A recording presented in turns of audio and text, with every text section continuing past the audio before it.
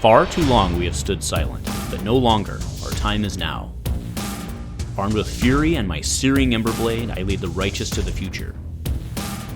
We will burn it all down, burn it down to the ashes. It is from those ashes that we will arise as the phoenix, and cast the ashes back in their eyes. Come, fight alongside me in the Uprising.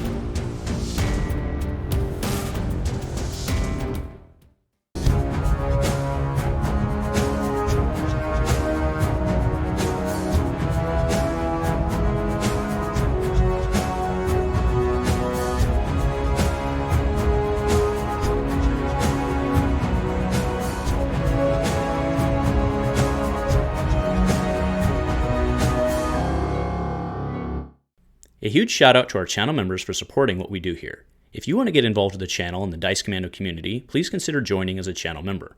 Remember, these videos are only possible with your support. You can show that support with a like, a subscribe, and by leaving us a comment and sharing your feedback. Community first, and go Commando. Hello there, Flesh and Blood folks, and welcome to the Dice Commando YouTube channel and Go Again, a fabulous video cast about all things Flesh and Blood.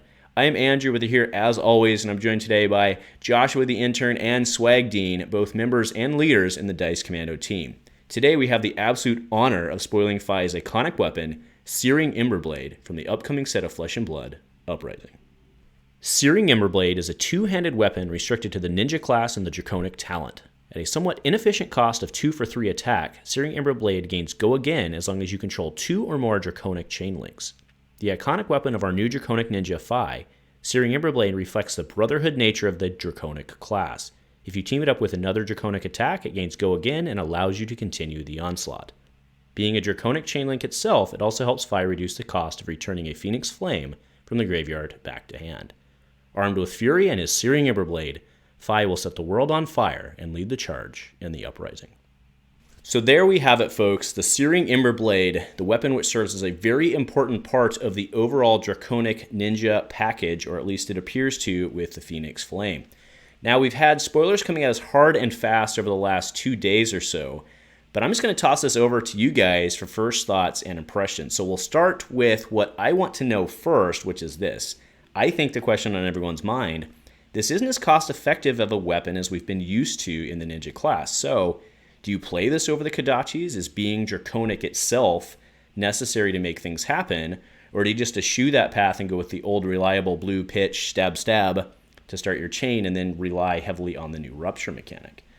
So what are you guys' thoughts? And again, we've only seen Fi for a little bit as of the time of recording. A lot of stuff coming at us hard and fast. But, first impressions are first impressions. What do you guys think? With the Draconic and so many cards triggering you need 4 items of Draconic, I think that if you're going to play those cards, you're going to need the sword. So you have at least one thing with every set of cards you draw to get you to that number. And if you go hard on that, I think you then just neglect all previous Ninja cards except for equipment, which could be a lot of fun to have a whole new class. But the Rupture mechanic, I think, makes sense for people to stick with the Kodachis, which are tried and true. Mm-hmm. Yeah, I mean, it's two links for minimal effort, right? Mm-hmm. That's something I was kind of I'm wondering if there's any viability in a hybrid where you're using the sword to get the advantage of Draconic to build towards Rupture instead of. I know Kodachis seems like it might be an easier path, and maybe that's what people end up doing because 2 chain links is 2 chain links. But the cards that we've seen have so much value in them if you're able to string them together. And then with Fi's ability and then being able to pull cards from the graveyard, yes, they're red, the little bubbles, but that's a resource if you need it to be. It's a chain link if you need it to be. So I think it'll be interesting to see how we learn to play this hero, how you're building into those play lines. And I think one thing people have immediately talked about is belittle into a blue minimalism will play for a lot of your turn because a lot of those attacks are cheap, and then you can start building into not only chain links but then making them Draconic chain links. So I think it'd be really interesting to see kind of how we play these cards and how we start to build this hero, because it's pretty interesting. That already kind of two different schools of thought, and that's just how do you want to go wide, and are we going to see anything where there's opportunity to do like the traditional razor reflex sort of things and trying to go somewhat tall. So that's kind of where my mind is at, with not a whole lot of experience with Ninja, just kind of seeing how this character will show up in the meta. Yeah, I think you guys both brought up some really good points there. So Joshua, I'll hit what I thought about when you were talking first. So you talked about the belittle minimalism thing, which I think is perfectly valid for exactly how you used it. But if you are going, let's call it balls deep Draconic, right? Do you have the room in your deck to do that? Because you have to have a lot of Draconic to make that happen. And yes, I know you get the cycling, it's not quite cycling. Recursion, Let's call it that, right? Do you have space in your deck? Do you think it can work? That's a good question. And it may very well be that you don't, but that's kind of where I think that I would probably start there.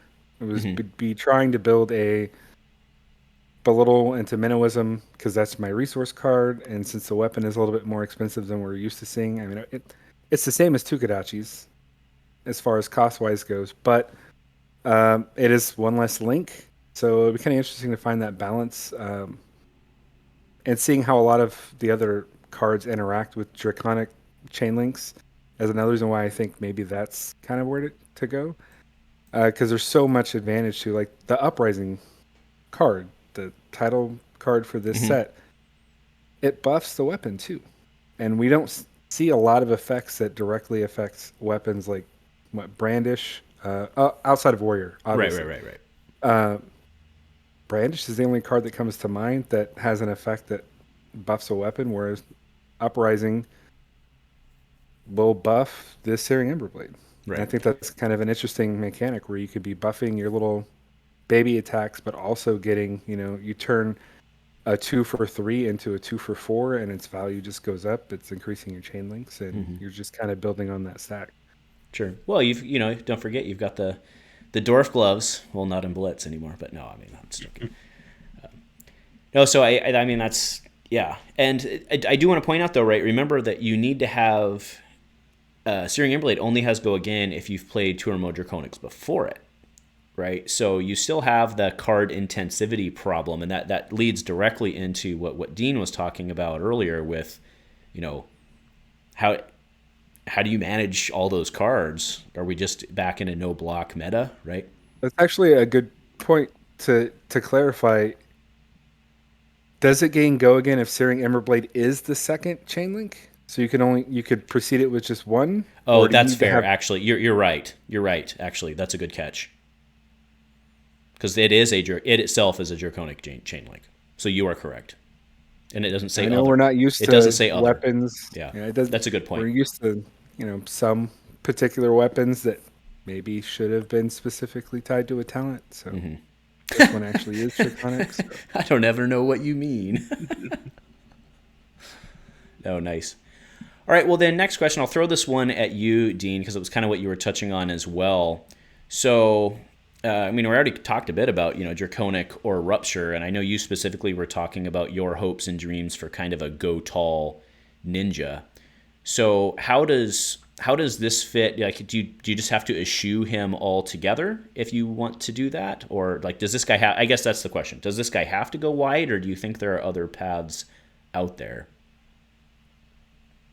I think we haven't seen enough of the cards. It's hard to tell. It seems everything we've seen so far is leaning towards the wide. Because I do think it will be interesting to have a ninja. And if you sit across from someone with ninja and you assume wide, you sideboard in the cards for them going wide, and then they actually came tall, that could be interesting. And they can. I guess it'd be pummeling and stuff like that. The Emberblade instead. But I don't know. I have to see a couple more cards. It seems like they locked themselves out of a tall variant here. We really got to sequence things together. Well, yeah, and to be clear, it's not that he couldn't go tall. It's just that at some point you hit the point of like, doesn't someone else just do it better, right? I guess that's more where the headspace is here, right? Yeah, like I think Warrior or somebody else would do it better. Well, or even past ninjas, right? I mean, yeah, or just past I don't know. Ira comes to mind in Blitz, stab, flying kick or whatever, right? I mean, at some point, doesn't someone just do it more efficiently? So, yeah. I mean, it's a fair question. But there might be some generic draconic cards that might just be like big attacks that either a character can have access to, and maybe there's a build where you occasionally buff your weapon, or occasionally you feint buffing your weapon and play big draconic attacks. So there might be a way to do kind of a tall ninja where you're not really sure what they're going to throw at you each turn, and you don't know when to block out hard. Yeah, and maybe tall here is a relative statement, right? I mean, we saw Stoke the Flames not that long ago. So when Soka the Flames hits, you may return a Phoenix Flame from your graveyard to your hand, and if you do, it gains go again. And that's a 1-for-4, right? So that's that's not too bad. That still fits within your 3 pitch if you're playing a whole bunch of zeros, assuming you're paying for the Emberblade, I mean, right?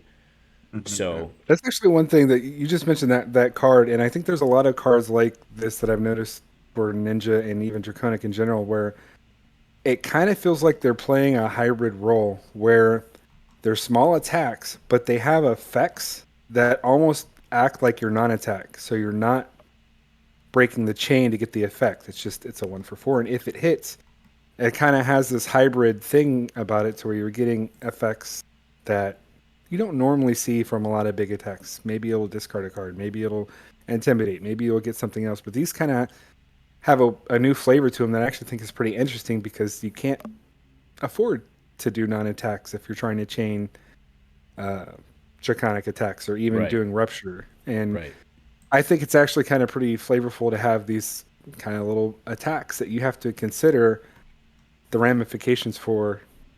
Do I block this or not? And it's not just, okay, I'll eat one Kodachi, it's fine. Now this is like a Kodachi, but it's got an effect that's going to benefit me if you don't block it. Mm-hmm. So it might actually lead into more thought into, am I going to block, or am I just going to try to race? And that's actually, I think, pretty good to have. These both Draconic heroes seem very aggro, but they seem to have a thematic to them to where you have to make choices about whether, is this really going to be a race, or are we going to have to make choices about what effects we let hit and which ones we don't, and try to mitigate the onslaught. Mm-hmm. Mm-hmm. So then something I've been, and I know, Dean, you're pretty good on getting your ratios and stuff figured out well. I mean, I don't think any of us are, all in all, but you've done a pretty good job with your Viscerai experience and stuff, right? Getting your ratios right. These guys obviously, and we'll extend it to Jeremiah as well, they obviously want red as well. Or, sorry, they want to be predominantly red, but you need to, I mean, Fi clearly needs blues, like very clearly, at least if he's running this, right? So how do you, you're running like 12, you're running 14, what's the right number here? I mean, again, I get it, we haven't seen everything, but what's your instinct on how that makeup works? That's going to be tough, and I feel like there's going to be a couple matchups where you're really that's going to be the deciding factor if you have enough blues. And I'm also curious how this character fatigues. Like, if you have the recursion element, are they really good against fatigue, or do you actually run out of a lot of your resource cards or something like that instead?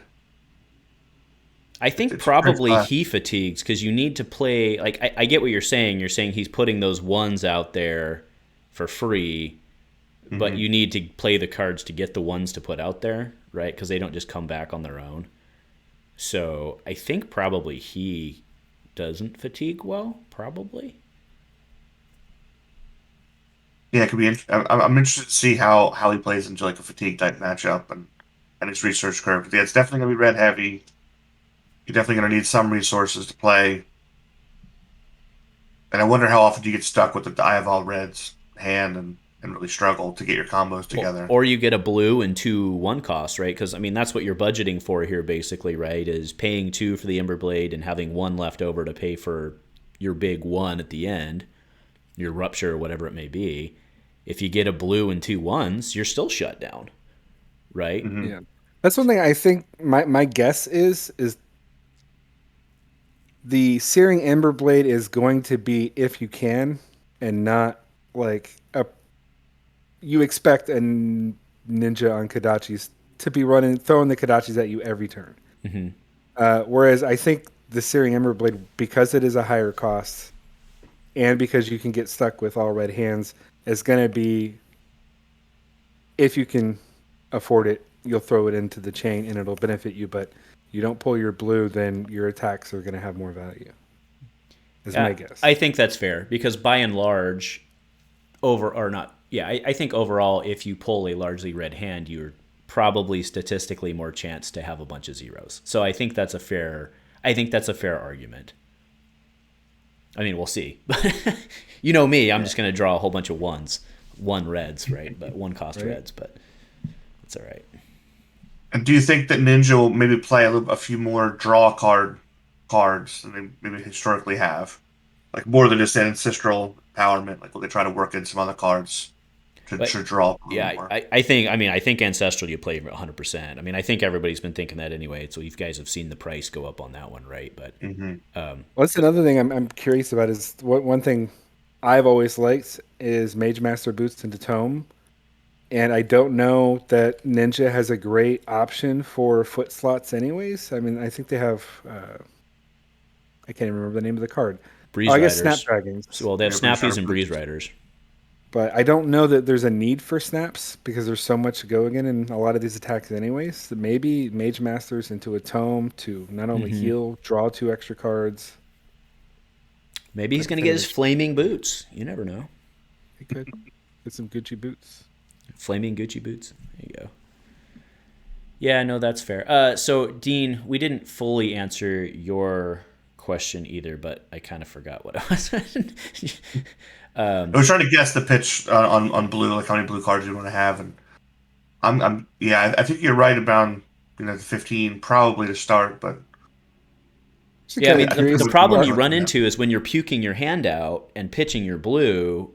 Then at the end you have nothing but blue, right? So like when you're consuming your non-blues, then you have the blue. So like that's something I ran into very early with Dorinthea was I found that 12 to 14 was about the right. Like I wouldn't want to go much more than that with Dorinthea. So I'm wondering if he's not in the same range, or like maybe you just go 10 and then try to like kind of do your thing while you put those flames or draw the flames. Is that a blitz ratio? Is that a blitz ratio or constructed? Classic. Oh yeah, that's blitz. So 1.5 that. Yeah. Okay. Yeah, blitz. I'm at 12 in blitz, so it's 1.5 that. Yeah. Okay. 18. Yeah. Yeah. Good. Yeah. Fair point. But still, it does bring up the question: is do we think they have any yellows in this set? Oh, not on topic, but what about Art of War? Actually, Art of War might work with him. Yeah. Yeah. Speaking of yellows, I have not seen any yellows yet. Well, I'm sure there's been a yellow, maybe. I don't know that there has. I don't think there has. I don't think there has. Have we seen any blues yet? Probably. That's a good question. Probably. I don't know. There's been so many cards in the last 48 it makes hours. sense that they're going to show the red because that's, Oh, well, actually, that's true. All of these commons and rares track that they'll have all 3. Yeah. Yeah. Yeah. That's a dumb. See, we've been up too long. Fair.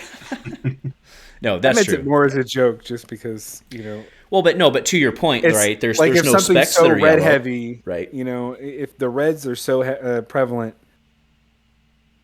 are you going to be running yellows? Because it's either I'm going to play the red or I want to pitch a blue. Mm-hmm. Are we going to go back to seeing just red-blue decks? And Ninja is one of the characters that doesn't always have all 3 colors of they'll have a lot more cards that are just single color. And some of these have pretty weak attacks. Like if they were to scale them down to yellow and blue, that doesn't scale. Yeah, I heard somebody ask if the Phoenix Flame was going to be in all 3 pitches, and I was like, I'm pretty sure not. Like, I don't know how you go negative on that one. It's like -2 blue pitch. or I guess it'd be -1 in that case. But you guys know, you guys track or you follow. So yeah, interesting. So I'll just ask the blunt question. I'll go with you first, Joshua. Are you excited about this guy? Is this someone who you're looking to play, or where are you going to go for the set?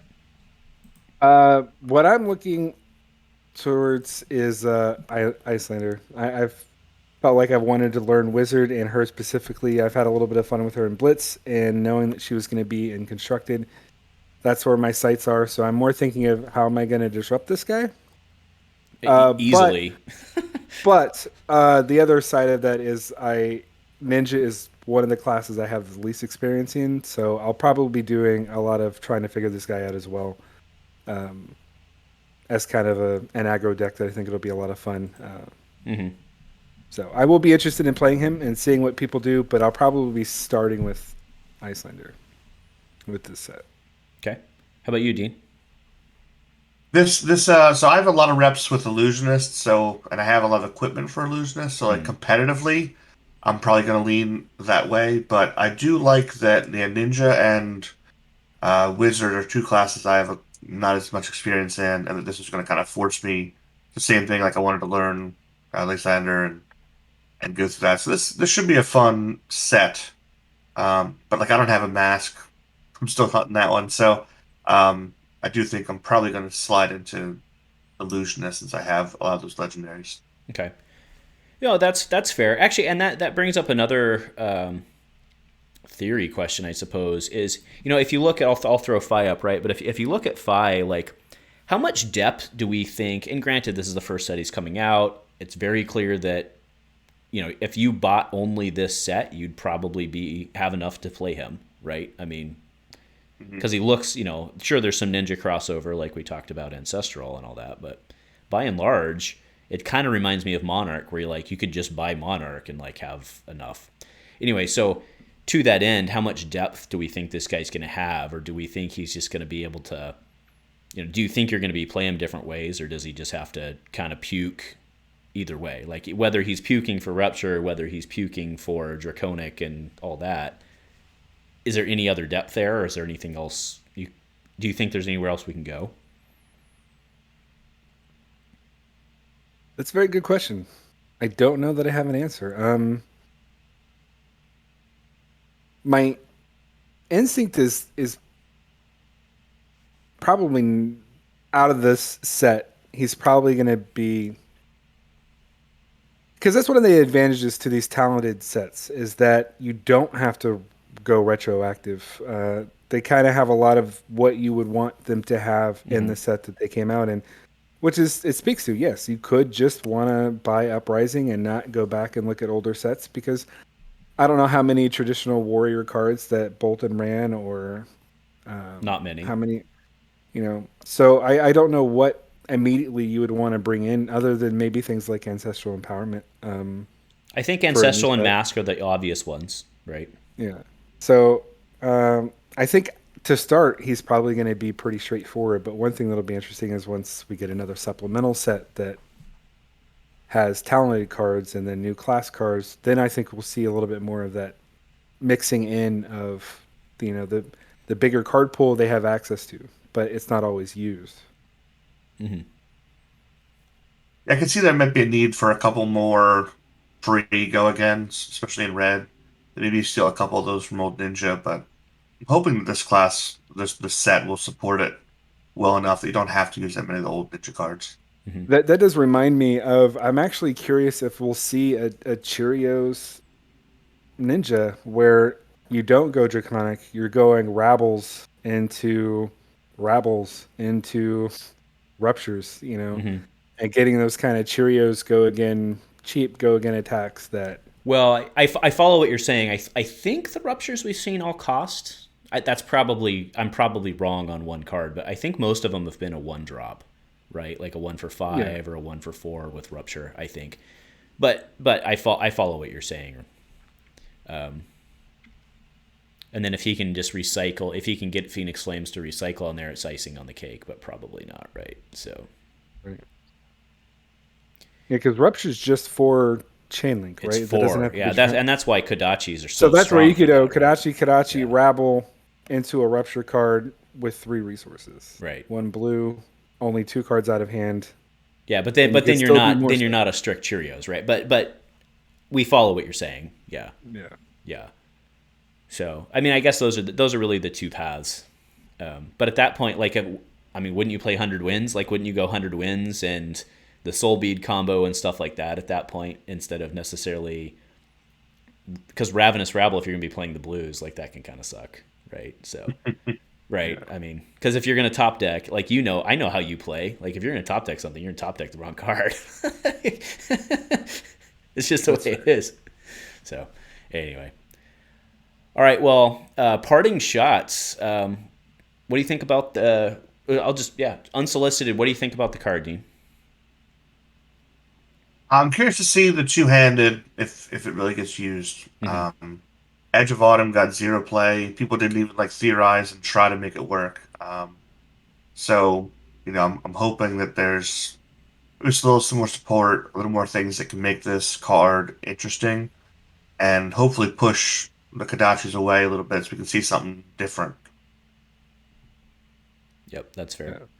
Yeah. My first thought when I saw this was it actually seems very fair, which there's been weapons that means it's bad. That means it's bad. Yeah. But I thought it's like, okay, it's a 2 for 3, so it's more expensive than Dawnblade, mm-hmm. but it has more accessible go again. Mm-hmm. It's like semi-conditional, whereas there's ways around Dawnblade. So I thought it seemed like a very fair card, and I think it's a good token weapon. Mm-hmm. Yeah, and again, to be clear, I know we've said it like 9 times, but the fact that it counts for being draconic, I think, is worth, I don't know, half of that resource value probably, right? So that's where half of that's coming from probably. So, and then built-in go again's worth some of that, and then you're at a 1 to 3. So, I think it's decent. It will be interesting to see. I think it's gonna be interesting to see if he gets a Majestic weapon. I mean, I think it tracks historically that he probably will. So we'll see how relevant this is compared to that. But at the very least, we're looking at this in limited, right? So this is your bread and butter, right? This is your bread and butter for that play style. So very interesting. All right, well, I think that'll do it for tonight. If you are still here, I want to thank everybody for hanging out with us. It was really great to be able to do this. I want to thank LSS. LSS, you continue to throw us the spoilers. We appreciate it. Getting that early info and being able to bring it to you guys and hang out and chit chat with everyone about it. And I want to thank both of you guys for popping by tonight. I know it's later for you guys than it is for me, so thank you very much. Do you guys have any shout outs or anything you wanted to do before we get out of here, Dean? Good, man. Let's go Commando. Go Commando. How about you, Josh? Go Commando. All right. 1, 2, 3, guys. Go Commando. Go Commando.